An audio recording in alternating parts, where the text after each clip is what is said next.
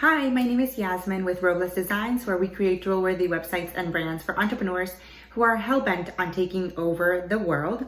And today I will be chatting about your About page. So how do you get to make it effective, but quickly get it out there so that everybody who is right now searching for your services can go to it and get to know you a little better. So the very first thing that you get to keep in mind when you're creating your About page is that it's not about you. It's about how you can help someone else solve their problem. So it's really about them and their issues, or their gaps, and how you fit in, how you are going to come in and just make everything so much better. So let's say that you are a social media consultant, then your About page gets to still show off your personality, talk about a few fun things, but it also gets to tell them why you are the authority, why you're passionate about social media, and why you are going to kick major booty when you are working with them. So make sure that always the goal of the About page is, yes, it's for them to get to know you a little better, but it's really for them to understand how it is that you're going to help them, why you're going to help them, and why you are the go-to source. And then make sure that the About page has a bio about you. A lot of my clients, they try to refrain from speaking about themselves. And I know it's awkward. I always feel awkward when I'm talking about myself. But your About page is literally, they want to know about you. They clicked on it to find out more. So you can definitely have like a manifesto towards the top, and then maybe some history, but you really want to have a about you section. So a bio, where did you, and don't make it so much like a resume unless it's needed for your target market. So let's go back to the social media manager example.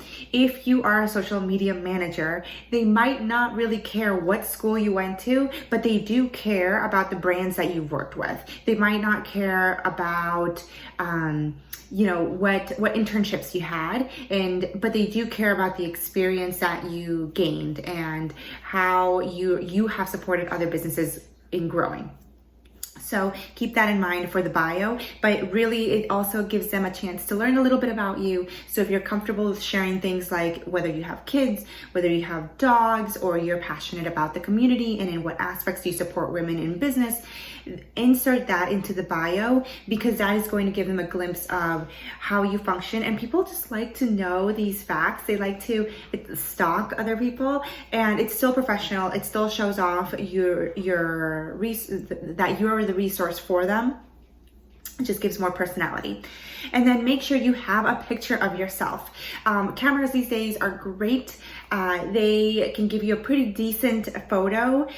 You can put a timer on them. Just make sure you have really good lighting, that you did your hair that day, or if you're a gym owner, that maybe that of you working out. But make sure you have some kind of headshot, because they want to know who they are working with. They don't want to work with a faceless person that could be anyone. They want to make sure that they are working with a real person, and that means having your photo. Now, if your photo has your pet in it, it's all up to your brand. If your brand is really super luxe and posh, maybe you in yoga pants is not going to be the right fit.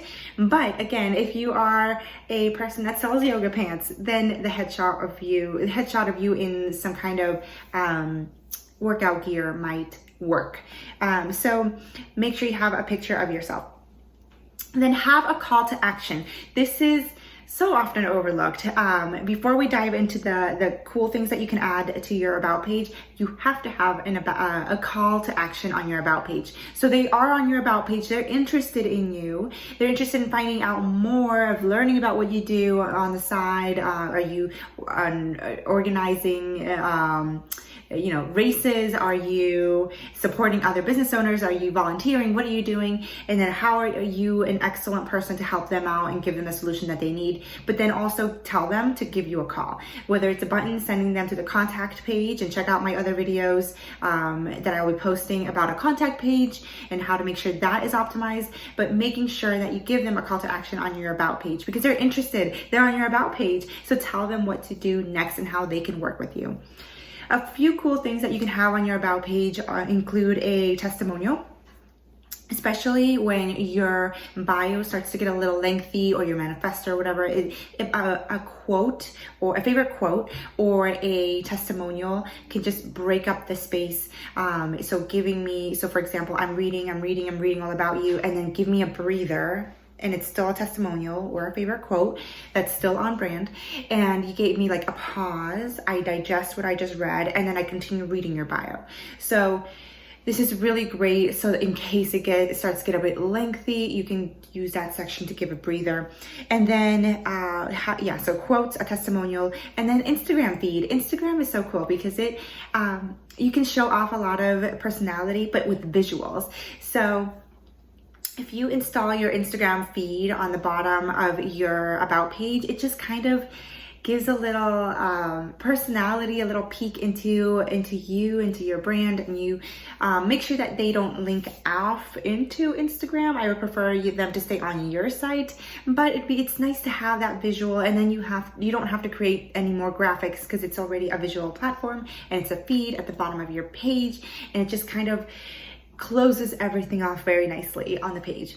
So again, the top things for your About page are that you should have a bio about yourself. The About page is not about you, it is really about them, and to have a call to action. Have a picture, have multiple pictures if you want. Make sure that you can, if you can, add your Instagram, add a testimonial or a quote. And yeah, that's pretty much the elements that make an amazing About page. Don't get too caught up in making it look pretty. I've seen some very plain sites that convert really, really well.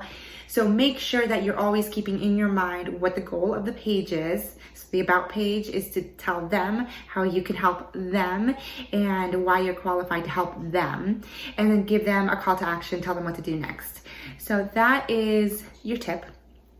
Let me know if you have any questions at all. You can make sure to follow me on Instagram, Facebook at Robles Design Studio, and you can visit my site, roblesdesign.com. There's a couple freebies out there right now where you can get I created a really quick and really simple to get you started, a website planning guide, and this is made specifically to not take 3 days to do. You should print it out, or you can download the PDF and watch the video, and you should take only a couple, maybe half an hour to plan out your website, and then get started, because right now you need to get your website up and you need to get those clients. So this, and the planning part, is often the most important part of any website, any project really. So make sure to go and download that, roblesdesigns.com. It's all over the place.